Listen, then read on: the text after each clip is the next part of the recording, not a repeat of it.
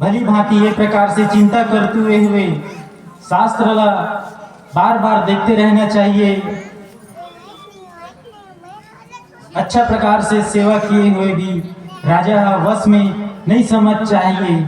ये प्रकार से श्री रामचंद्र जी ही अपन भाई लक्ष्मण, छोटे भाई लक्ष्मण समझावत है। प्रेम से बोल सियावर रामचंद्र की जय। राखिए नारी जगति उर्माही, जुबती शास्त्र निपति बस माही। देखऊं तात बसंत सुहावा, प्रिया ही न मोहि भय उपजाव। सियावर रामचंद्र की जय। आगे के चौपाई में तुलसीदास जी का बताते इधर भजन के माध्यम से सुनतन। प्रेम से बोल सियावर रामचंद्र की जय। प्रेम से बोल सियावर रामचंद्र की।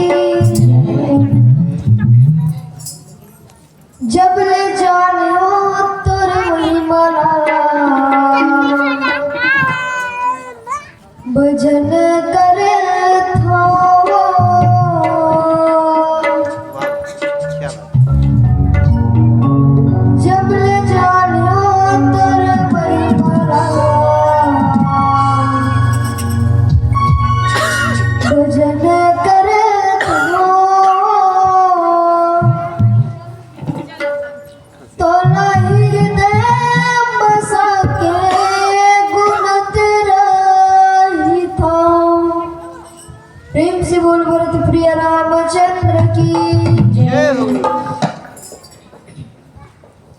जब ले जाने